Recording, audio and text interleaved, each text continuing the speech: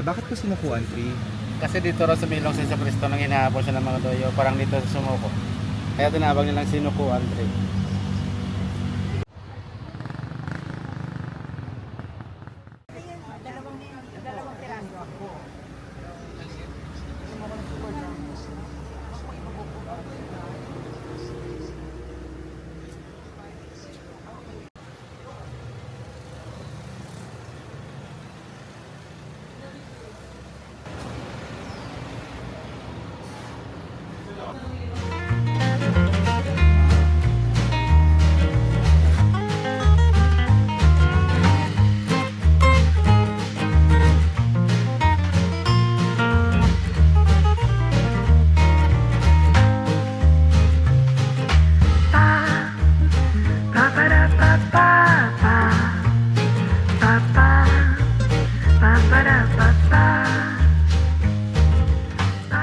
Salamat nagkadto diri sa Gimaraso.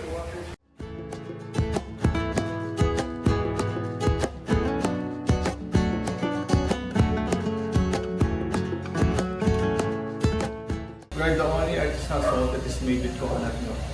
First, we collect driftwoods. Those woods na soak over time sa seawater. And then we strain them. And then we collect the brine solution. It's very concentrated po. The brine in a molder. Ginagamit namin for now, used tin can oil and 2 inches yung thickness niya. Pero niluluto siya namin 8 to 10 hours, medium to high heat. We have the first stage, dinadouse namin yung seawater here, then yun yung collection. Then after that, we pour it again. Second Batch. Then burning the refuse, collecting ashes, then curing. And then after curing the ash, dito nilalagay. And then that's the time we combine it with the seawater. And after combining, ito na yung salt solution. Once, ito pala. Ito pala yung identifier or yung gamit namin para malaman namin kung mataas na yung salinity level. We don't use gadgets still. Okay. Traditional pa rin.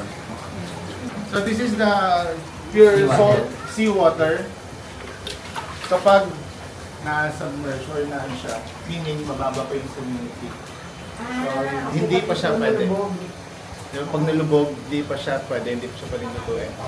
Pero, When it's floating, pag nag-float na, meaning, high salt Pwede. content.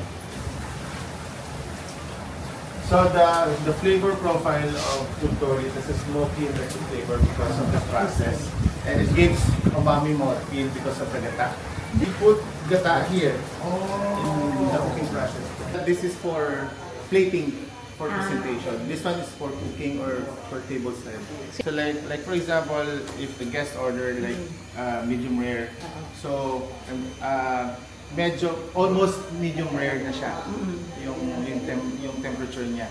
And then heated siya over or pwede siya over flame, pwede siya i-bake or i-toast. As long as basta mainit siya. Plate ko dito yan before I serve sa guest. But the steak is under season.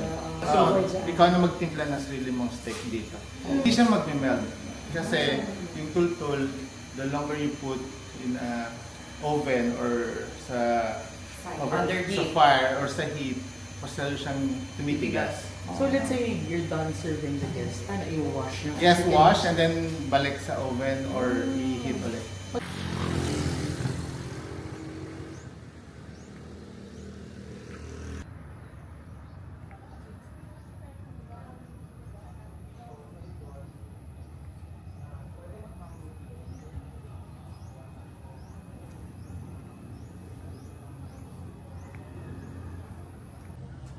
Grafted ba yan? Or ano to, natural to?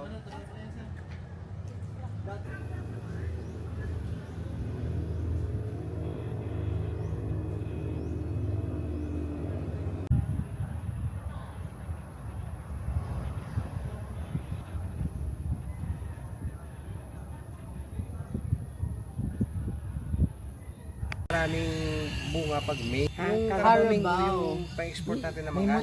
Yun ang Gimaras Mango. May angel din kayo dito sa mga Oh, marami siya.